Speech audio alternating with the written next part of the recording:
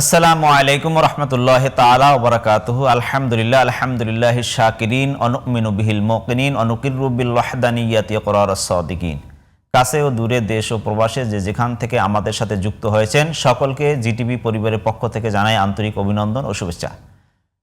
সুপ্রিয় দর্শক, আপনারা দেখছেন সিনবাদ রিসোর্ট গ্রুপ নিবেদিত শুভশীত Ramadan, powered by Dhaka specialise হাসপাতাল, co sponsor bionic Dhaka model হাসপাতাল ও doctor S R. Farooq and trauma centre হাসপাতালের সৌজন্যে মাহে রমাদানের বিশেষ এ আয়োজন জিটিভির পর্দায়। অনুষ্ঠানের শুরুতেই আমরা শুনব পবিত্র কোরআনুল হাকিম থেকে তিলাওয়াত। আউযু বিল্লাহি মিনাশ শাইতানির রাজীম। بسم الله الرحمن الرحيم. يا أيها المزمل قم الليل إلا قليلا نصفه أو انقص منه قليلا أو زد عليه ورتل القرآن ترتيلا إنا سنلقي عليك قولا ثقيلا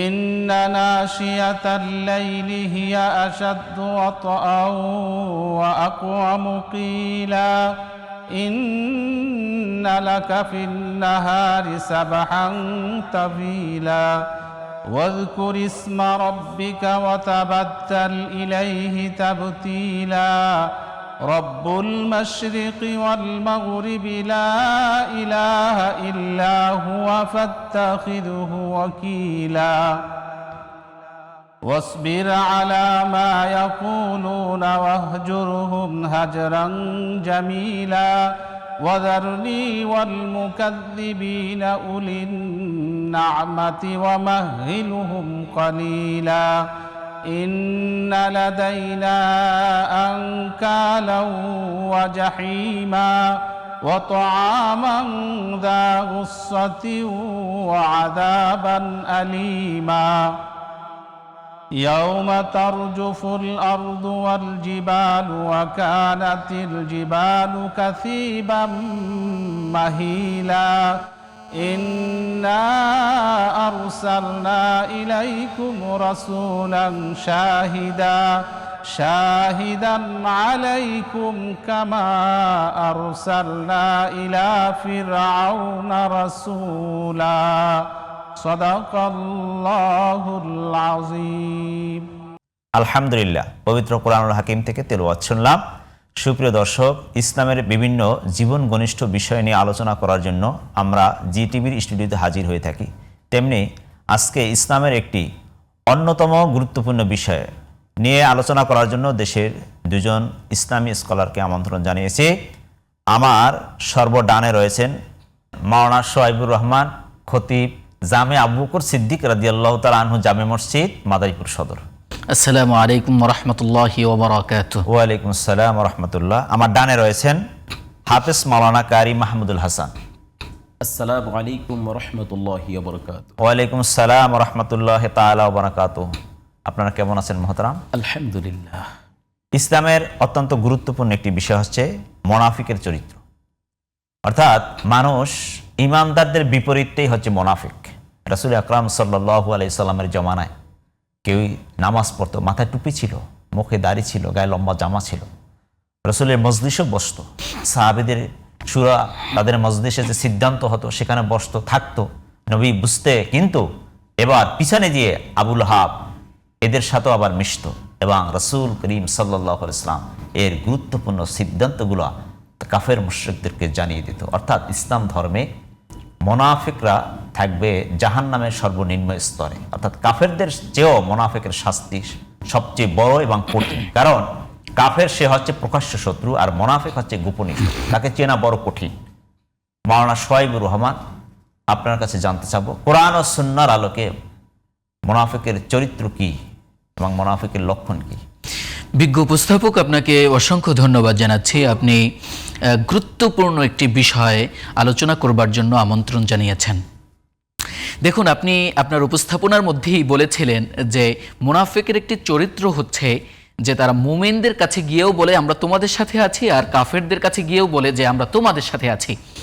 যেমনটা কুরআনুল আযীমের ভিতরে আল্লাহ পাক বলেন, ওয়া ইযা লাকুল্লাযীনা আমানু ক্বালু আমান্না ওয়া ইযা খালাউ ইলা শায়াতিনহিম ক্বালু ইন্না মাআকুম ইন্নামা নাহনু মুস্তাহজিউন। যখন এই মুনাফিকরা মুমিনদের সাথে সাক্ষাৎ করে তখন তারা বলে যে আমরা তোমাদের সাথে রয়েছি। আর যখন তারা তাদের শয়তানদের সাথে সাক্ষাৎ করে, এখানে ব্যাখ্যায় এসেছে শয়তান বলতে বোঝানো হয়েছে আবু জাহেল, আবু লাহাব, উতবা, শায়বা, ওয়ালিদ ইবনে মুগীরা, এ সমস্ত শয়তানগুলোকে আল্লাহ পাক, এ সমস্ত কাফেরগুলোকে আল্লাহ পাক শয়তান আখ্যায়িত করেছেন। এই সমস্ত শয়তানদের কাছে যখন তারা যায় তখন তারা বলে আমরা তোমাদের সাথে রয়েছি। ওরা আবার পাল্টা প্রশ্ন করে, তাহলে তোমরা কেন মুহাম্মদ ইবনে আবদুল্লাহর দরবারে গিয়েছিলা, কেন তার কাছে গিয়েছিলা? তখন এ সমস্ত মুনাফিকরা তখন বলে যে ইন্নামা নাহনু মুস্তাহজিউন, আমরা তো শুধুমাত্র তাদের সাথে হাসি ঠাট্টা করার জন্য গিয়েছিলাম। আল্লাহ এর জবাবে পরবর্তী আয়াতে কত চমৎকার ভাবে বলেছেন, আল্লাহু ইস্তাহজিউ বিহিম ওয়া ইয়ামুদ্দুহুম ফি তুগয়ানিহিম ইয়ামাহুন। আল্লাহ পাক এ সমস্ত মুনাফিকদের সাথে হাসি ঠাট্টা করে, বিদ্রূপ করে এবং তাদেরকে যে সীমালঙ্ঘন তারা করে সেই সীমালঙ্ঘনে একটু অবকাশ দেন। আপনি দেখবেন যে এই সমস্ত মুনাফিকদেরকে চেনা যায় না। আমি একজনের নাম কোট করতে চাই, তিনি হচ্ছেন আব্দুল্লাহ ইবনে উবাই ইবনে সলুল, যিনি হচ্ছেন রাইসুল মুনাফিকিন, মুনাফিকদের সর্দার। এই আব্দুল্লাহ ইবনে উবাই ইবনে সলুল তিনি আল্লাহর হাবিব সাল্লাল্লাহু আলাইহি ওয়াসাল্লাম যখন পবিত্র মক্কাতুল মুকাররমা থেকে মদিনাল মুনাওয়ারা হিজরত করে আসলেন তখন থেকেই তার বিরোধিতা করা শুরু করলো। যখন বদর যুদ্ধ শেষ হয়ে গেল তখন আব্দুল্লাহ ইবনে উবাই ইবনে সলুল তিনি মনে মনে ভাবতে লাগলেন যে না, এবার তো ইসলাম বিজয় হয়ে গেছে, অতএব আমাকে মুহাম্মাদের দরবারে যেতে হবে সাল্লাল্লাহু আলাইহি ওয়াসাল্লাম। তখন আব্দুল্লাহ ইবনে উবাই ইবনে সলুল রাসূলুল্লাহর কাছে গিয়ে প্রকাশ্যে সবার সামনে ইসলাম গ্রহণ করে নিল। আমরা দেখলাম, যখন আমরা ইতিহাস থেকে জানতে পেরেছি, যখন উহুদ যুদ্ধ শেষ হয়ে গেল, উহুদ যুদ্ধে সেই আব্দুল্লাহ ইবনে উবাই ইবনে সলুল রাসূলুল্লাহর সাথে মুনাফিকি করলো। এরপরে এই আব্দুল্লাহ ইবনে উবাই ইবনে সলুলের একটি খাসলাত ছিল, সে প্রতি জুমায় নবী করিম সাল্লাল্লাহু আলাইহি সাল্লামের মিম্বারের পাশে দাঁড়িয়ে রাসূলুল্লাহকে পরিচয় করিয়ে দিত। মানুষকে উদ্দেশ্য করে বলতো যে হাদা রাসূলুল্লাহ সাল্লাল্লাহু আলাইহি ওয়াসাল্লাম, ইনি হচ্ছেন আল্লাহর হাবিব মুহাম্মদ সাল্লাল্লাহু আলাইহি ওয়াসাল্লাম। রাসূলুল্লাহ শান গাইতো, রাসূল সাল্লাল্লাহু আলাইহি ওয়াসাল্লামের বিভিন্ন মর্যাদার কথা তিনি বলতেন, এরপরে রাসূলুল্লাহর পরিচয় করে দিতেন। তো উহুদ যুদ্ধের পরে যখন আব্দুল্লাহ ইবনে উবাই ইবনে সলুল তিনি দাঁড়ায় এইভাবে রাসূলুল্লাহর পরিচয় করিয়ে দেওয়ার জন্য দাঁড়িয়েছে, সাথে সাথে পুরো মদিনাল মুনাওয়ারায় মসজিদে নববিয়া শরীফার সমস্ত সাহাবায়ে কেরাম দাঁড়িয়ে গেলেন। তারা বললেন তোর মতন মুনাফিকের পরিচয় করিয়ে দেওয়ার কোনো প্রয়োজন নাই, আমরা রাসূলুল্লাহ সাল্লাল্লাহু আলাইহি ওয়াসাল্লামকে অবশ্যই চিনি, বরং তো এখান থেকে বের হয়ে যা। তখন আব্দুল্লাহ ইবনে উবাই ইবনে সলুল তিনি বলতে লাগলেন যে আমি এমন কি অন্যায় করছি যে জন্য আমাকে মসজিদে নববিয়া শরীফা থেকে বের করে দেওয়া হচ্ছে। সে মসজিদে নববিয়া শরীফা থেকে বের হয়ে যাচ্ছিলেন, এমত অবস্থায় একজন বয়োবৃদ্ধ সাহাবী গিয়ে বললেন যে আপনি আল্লাহর হাবিবের কাছে যান, রাসূলুল্লাহর কাছে গিয়ে আপনি ক্ষমা চান, আল্লাহর কাছে তিনি ক্ষমা চাইবেন, আল্লাহ পাক আপনাকে ক্ষমা করবেন। তখন আব্দুল্লাহ ইবনে উবাই ইবনে সলুল সে ভয়ঙ্কর এক কথা বলল, সে বলল মুহাম্মাদের কাছে যে আমি কি ক্ষমা চাইব, আমি এমন কি করছি, ও যে অন্যায় করছে সেটা নিজেও বোঝে না। শুধু তাই না, এই কথা বলার সাথে সাথে আল্লাহ পাক জিবরিলকে পাঠিয়ে দিলেন। জিবরিল চলে আসলেন আল্লাহর হাবিবের কাছে, এসে বললেন ইন্নাল্লাহা ইয়াকরাউকা সালাম, হুজুর আল্লাহ পাক আয়াত নাজিল করছেন। আল্লাহর হাবিব বললেন জিবরিল কি আয়াত নাজিল করেছেন? জিবরিল পড়া শুরু করলেন, সাওয়াউন আলাইহিম আস্তাগফারতা লাহুম আম লাম তাস্তাগফির লাহুম লা ইয়াগফিরাল্লাহু লাহুম। হাবিব আমার মুহাম্মদ সাল্লাল্লাহু আলাইহি ওয়াসাল্লাম, আপনি এই মুনাফিকদের জন্য ক্ষমা চান অথবা না চান, আল্লাহ কোশ্চিন কালেও এদেরকে ক্ষমা করবেন না। সুবহানাল্লাহ। জি, চমৎকার আলোচনা করেছেন, আপনার কাছে আবারও ফিরব। মাওলানা হাফেজ কারি মাহমুদুল হাসান, আপনি বলবেন যে আমরা কিভাবে বুঝবো চলার পথে যে কারা মুনাফিক আর কারা মুমিন? কোন কোন চরিত্র দেখলে, কোন কোন আচরণ দেখলে, কোন কোন তার মধ্যে লক্ষণ পরিলক্ষিত হলে বুঝতে পারবো যে এই লোকটা মুনাফিক? যদিও সে পাগড়ি থাকতে পারে, মাথায় টুপি থাকতে পারে, মুখে দাড়ি, গায়ে লম্বা জামা, মসজিদের ইমাম থাকতে পারে, অথবা সমাজের খুব ধার্মিক লোক সাজতে পারে, কিন্তু বাস্তবে তার চরিত্র নবী করিম সাল্লাল্লাহু আলাইহি সাল্লাম যেভাবে বলেছেন যে মুনাফিকদের এই চরিত্র থাকবে, ঠিক তদ্রূপ তার মধ্যে সেই চরিত্রগুলো রয়েছে। জি, আপনি মুনাফিকের চরিত্রগুলো যদি। জি, আলহামদুলিল্লাহ, আপনি অত্যন্ত সুন্দর প্রশ্ন করেছেন। মুনাফিকদের ইন্নাল মুনাফিকিনা ইউখাদিউনা আল্লাহ ওয়া খাদিউহুম, মুনাফিকরা ধোঁকা দিতে চায়, কিন্তু নিশ্চয়ই আল্লাহ তাআলা তাদেরকে ধোঁকায় ফেলবেন। তো মুনাফিকদের আচরণের মধ্যে তাদের প্রত্যেকটি আমলগুলোকে এমনভাবে তারা প্রেজেন্ট করতে চায় যে মানুষকে দেখানোর জন্য, যেমন নামাজ পড়লে মানুষকে দেখাইতে চায়, দান করলে মানুষকে দেখায় দান করতে চায়, মানে এমন কিছু তারা আমল করে যে আমলগুলো করার কারণে এই সমস্ত মুনাফিকি লক্ষণগুলো তার মধ্যে থাকে। যেমন মিথ্যা কথা বলা, আমানত খেয়ানত করা। এই যে জিনিসগুলো যখন মুনাফিকি একটা লিস্টে পড়ে যায়, এই মানুষগুলো ভয়ঙ্কর একটা শাস্তির মধ্যে পড়বে, যে কাফেরদের চেয়েও জাহান্নামে নিকৃষ্ট একটা শাস্তি তাদেরকে হবে। দেখেন, আমিরুল মুমিনিন হযরত ওমর ফারুক রাদিয়াল্লাহু তাআলা তিনি আল্লাহ রসুল সাল্লাল্লাহু আলাইহি সাল্লাম হুযাইফাতুল ইয়ামিন হযরত হুযাইফাকে মুনাফিকের যে লিস্টে দিয়েছিল, টিপ টিপ করছে বৃষ্টি, এই বৃষ্টির মধ্যে আমিরুল মুমিনিন অর্ধজাহানের খলিফা তিনি তার দরজায় রাতের বেলা গেলেন, বললেন যে হুযাইফা, আমি তোমার এই দরজায় এসেছি এজন্য তুমি সত্যি করে বলো আল্লাহর পয়গম্বর মুহাম্মদ সাল্লাল্লাহু আলাইহি সাল্লাম কি মুনাফিকের যে লিস্ট তোমাকে দিয়েছে ওই লিস্টের মধ্যে কি আমি ওমরের নামটা আছে কিনা? তো বলেন, আপনি একজন জান্নাতি সাহাবী, 10 জনের মধ্যে আপনি একজন, অথচ আপনি এই চিন্তা করতেছেন। তো মুনাফিক একজন মানুষ এই সমস্ত আচার আচরণের কারণে হওয়ার পরে এই মানুষটার যে ভয়ঙ্কর শাস্তি হবে বা একটা বিপদে পড়ে যাবে পরকালে, আল্লাহর কাছে সে ধরা খাবে। এজন্য আমিরুল মুমিনিনের মতন ওমরে ফারুক এত বড় একজন সাহাবী, তিনি পর্যন্ত ভয়ে এরকম আতঙ্কিত ছিলেন। এইরকম অবস্থানে হযরত হুযাইফা বলতেছেন যে দেখেন, আল্লাহ রসুল আমাকে নিষেধ করেছেন, এটা তো বলা যাবে না। তো আমিরুল মুমিনিন ফেরত আসতেছিলেন, আবারও গেলেন, যাওয়ার পরে বললেন, হুযাইফা, আমি যদি আগামীকাল মারা যাই, মৃত্যুবরণ করি, তুমি কি আমার জানাজায় আসবা? বলে, জি, আমি আপনার অবশ্যই জানাজায় যাব, কারণ আপনি একজন আমিরুল মুমিনিন, আপনি এত বড় একজন সাহাবী, আপনার জানাজায় আমি যাব না। তো তিনি বুঝতে পেরেছেন যে মুনাফিকের জানাজা পর্যন্ত একজন ভালো মানুষ সে যাবে না বা যাওয়া যায় না, এরকম একটা অবস্থান। অথচ আমাদের আচার আচরণ চলাফেরা অবস্থার মধ্যে এমন একটি অবস্থান যে আমরা মুনাফিকের খাতায় নাম চলে গেছে, অথচ আমরা নিজেকে এমন ভাবে প্রেজেন্ট করতেছি যে মুনাফিক যে আমরা হয়ে গেছি এটাকে বুঝাইতেই চাই না, নিজেও কেউ বুঝতে চেষ্টা করি না যে আমরা মুনাফিক। অথচ এই সামান্য বিষয়ে মুনাফিক হয়ে আছি, অথচ আমরা বুঝতে পারতেছি না যে আমরা মুনাফিক হয়ে এত বড় একটা ক্ষতির মধ্যে পড়ে গেছি।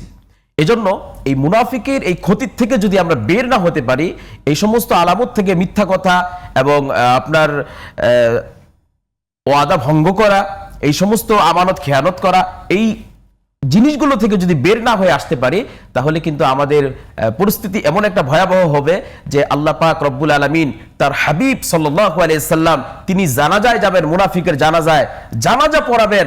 আল্লাহ পাক রব্বুল আলামিন আয়াত নাজিল করে দিয়ে বললেন, হাবিব, আপনি জানাজা পড়াবেন ঠিক আছে, আপনি পড়ালেন ঠিক আছে, কিন্তু মুনাফিককে আমি আল্লাহ রব্বুল আলামিন মাফ করব না।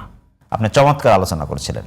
মোহতারাম, আপনি বলবেন মুনাফিকের রাসূল আকরাম সাল্লাল্লাহু আলাইহি ওয়াসাল্লাম চরিত্র বলেছেন। এমনকি নবীজির ইন্তেকালের পর নুরুদ্দিন জঙ্গি মুনাফিক, এই নুরুদ্দিন জঙ্গি তখন ক্ষমতায়, সে মানে তৎপরতায় নবী করিম সাল্লাল্লাহু আলাইহি ওয়াসাল্লামকে স্বপ্নে দেখেছিলেন যে আমার লাশ কিন্তু মুনাফিকরা চুরি করতে চাচ্ছে, ভিতরে সুড়ঙ্গ খুঁজতেছে।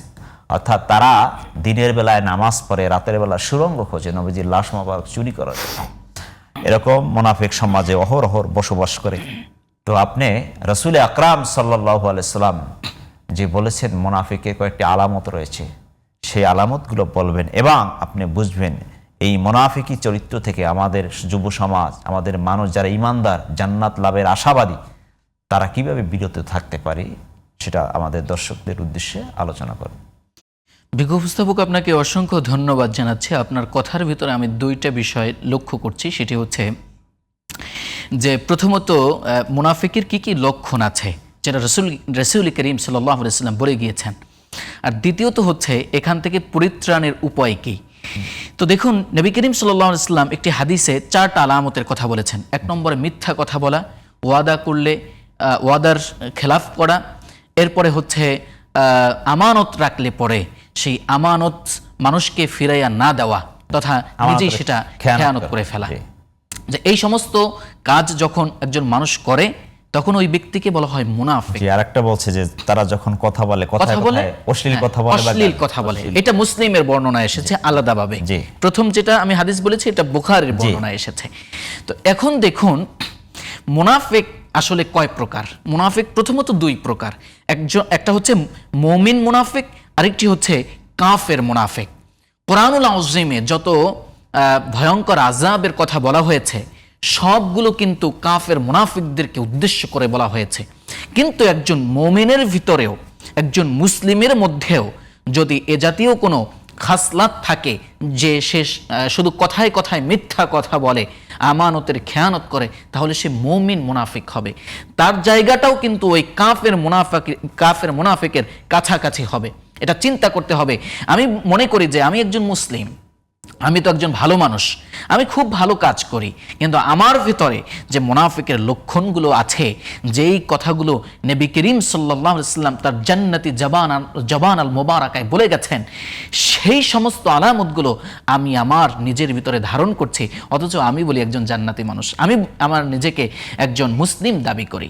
আরেকটা বিষয় হচ্ছে এখানে, সেটি হচ্ছে কাফের মুনাফিক। এরা খুবই ভয়ঙ্কর। আমি একজনের নাম কোট করতে চাই, তিনি হচ্ছেন আব্দুল্লাহ ইবনে সাবা। আব্দুল্লাহ ইবনে সাবা এজন্য তিনি প্রকাশ্যে মুসলিম হয়েছিলেন যে তিনি ইসলামের ক্ষতি করবেন। তিনি ইয়ামেন থেকে চলে গিয়েছিলেন মদিনাল মুনাওয়ারায়।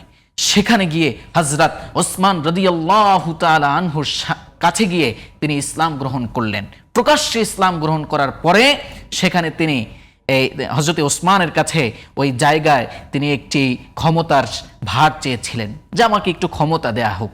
যখন হযরত ওসমান রাদিয়াল্লাহু তাআলা তিনি বুঝতে পারলেন যে এটা তার একটা চক্রান্ত, তখন তিনি মদিনাল মুনাওয়ারা থেকে তাকে বের করে দিলেন। লম্বা ইতিহাস, আমি 1 মিনিটে বলছি যে তিনি এরপরে চলে গেলেন বাসরায়, ইয়ামেনে, এরপরে মিশরে।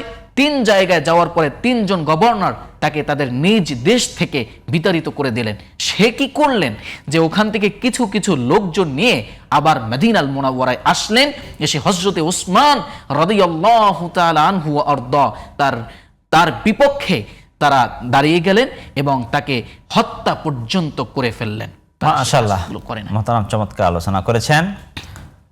হাফেজ মাওলানা কারি মাহমুদুল হাসান, আপনার কাছে জানতে চাচ্ছি যে এই যে মুনাফিকের চরিত্র যারা লালন করে, ভিতরে যারা মুনাফিকি চরিত্র আছে, এই মুনাফিক অবস্থায় যদি মারা যায় তার এই যে করুণ পরিণতি কি হতে পারে? জি আলহামদুলিল্লাহ। আজকে দেখেন মুনাফিকরা সমাজের ভিতরে আছে, কিন্তু আমরা তাদেরকে চিনতেও পারি না। জি, আমাদের নবী করিম সাল্লাল্লাহু আলাইহি সাল্লাম দেখেন খন্দকের যখন খনন করছিলেন, ইন দি মিন টাইমে মুনাফিকরা একে একে রসুলের কাছে আসতেছিলেন, সাল্লাল্লাহু আলাইহি সাল্লামের কাছে আসতেছিলেন এবং বলছিলেন যে আমার মা অসুস্থ, নবীজি তাকে ছুটি দিয়ে দিচ্ছেন বা রুখসত দিতেছেন। পরবর্তীতে বলছে কেউ স্ত্রীর বাড়িতে একা, বা বিভিন্ন অজুহাতে কিন্তু মুনাফিকরা আপনার ইসলাম থেকে, ইসলামের ভালো কাজ থেকে আস্তে আস্তে করে দূরে সরে যাবে। এর অর্থ হলো এটাই যে মুনাফিকরা সারাটা জীবন ইসলামের মধ্যে থাকবে, আমলের মধ্যে থাকবে, সবকিছুতেই থাকবে। আপনি দেখবেন আপনি সবকিছুতেই তাদেরকে পাবেন, কিন্তু ঠিক মালাকুল মউত আজরাইল আলাইহিস সালাম যখন আসবেন, যখন তাদের রূহ কবজ করবেন, তার মৃত্যু সজ্জায় আসবে, সেই সময় সে ঈমান নিয়ে যেতে পারবে না। তার মানে ফাইনালিটি যদি ঈমান নিয়ে কবরে না যেতে পারে, তো সে মুনাফিক অবস্থায় মৃত্যু পর্যন্ত যদি পৌঁছতে পারে, কারণ মৃত্যুর সময় তাকে তো বলা হবে আল্লাহ তাখাফু ওয়ালা তাহজানু, তার কোনো ভয় থাকবে না, চিন্তা থাকবে না, এবং তার একটা সুন্দর মৃত্যু আল্লাহ তাআলা উপহার দিবেন। কিন্তু সেই সময় যখন দেখবে এই মুনাফিক তো শেষ একটা থাকবেই, তার শেষ সময় হলো তার মৃত্যু। মৃত্যুর সময়, মৃত্যুর পরে যে তার শাস্তি হবে, সেই শাস্তি হলো যে মৃত্যুর সময় সে ঈমান নিয়ে যেতে পারবে না। তার মানে ঈমান যদি কেউ না নিয়ে যেতে পারে, তো তার জন্য অবধারিত জাহান্নাম। আল্লাহ পাক রব্বুল আলামিন যা নির্ধারিত করেছেন মুনাফিকদের যে জাহান্নামের তলদেশে তাদেরকে একটা স্থান দেওয়া হবে, সেই জাহান্নামে থাকবে। আর ঈমান নিয়ে যেতে পারবে একমাত্র মুমিন, একমাত্র মুমিন ব্যক্তিরা।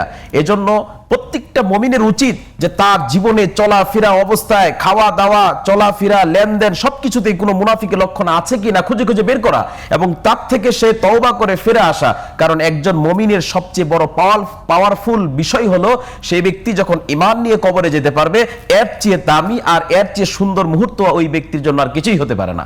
কারণ একটা ব্যক্তি পরকালে সে জান্নাত পাবে, এটার মতো আনন্দ আর কিছু থাকতে পারে না। এজন্য আমাদের ভিতরে যাদের মুনাফিকি থাকবে, তাদের ফাইনাল এখান থেকেই শেষ। মৃত্যুর আগেই তার হিসাব হয়ে যাবে যে সে ব্যক্তি মুনাফিক, ঈমান নিয়ে যেতে পারবে না, তার মানে এখান থেকে শেষ হলো, সে জাহান্নামে যাবে। জি, চমৎকার আলোচনা করেছেন মহতারাম। আপনাদের দুজনকেই আমাদের স্টুডিও থেকে আন্তরিক অভিনন্দন ও শুভেচ্ছা জ্ঞাপন করছি। সুপ্রিয় দর্শক, আপনারা দেখছেন সিনবাদ রিসোর্ট গ্রুপ নিবেদিত শুভশীত Ramadan, powered by Dhaka specialise হাসপাতাল, co sponsor bionic Dhaka model হাসপাতাল ও doctor S R Farooq and trauma centre হাসপাতালের সৌজন্যে মাহে রমাদানের বিশেষ আয়োজন জিটিভির পর্দায়। সময় হলো বিদায় নেওয়ার, তার আগে একটি নাশিদ শুনতে শুনতে বিদায় নেব। দেখা হবে আগামী পর্বে, ততক্ষণ ভালো থাকবেন, সুস্থ থাকবেন এই প্রত্যাশা। আর পুরো অনুষ্ঠান জুড়ে ছিলাম আমি মুফতি আব্দুল আলিম। আসসালামু আলাইকুম ওয়া রাহমাতুল্লাহি তাআলা ওয়া বারাকাতুহু। আমি যদি কোনো দিন পথ ভুলে যাই, হাত ছানি দিয়ে কাছে নিও, মমতার বন্ধনে আমায় বেঁধে সব ভুল ক্ষমা করে দিও। আমি যদি কোনো দিন পথ ভুলে যাই, হাত ছানি দিয়ে কাছে নিও, মমতার বন্ধনে আমায় বেঁধে সব ভুল ক্ষমা করে দিও। ভুল ছাড়া জীবনে আর কি আছে, ভুল করে ফিরে আসি তোমার পথে। ভুল ছাড়া জীবনে আর কি আছে, ভুল করে ফিরে আসি তোমার পথে। তোমার দেয়া সেই আলোকিত পথ, যেই পথে খুঁজে পাই আসল কিমত। আজ শুধু ফরিয়াদ তোমার কাছে, আজ শুধু ফরিয়াদ তোমার কাছে, সেই পথে চলবার শক্তি দিও। আমি যদি কোনোদিন পথ ভুলে যাই, হাত ছানি দিয়ে কাছে নিও, মমতার বন্ধনে আমায় বেঁধে সব ভুল ক্ষমা করে নিও। মমতার বন্ধনে আমায় বেঁধে সব ভুল ক্ষমা করে দিও। জেনে না জেনে কত করে অপরাধ, কখনো করো না তুমি বাধে প্রতিবাদ।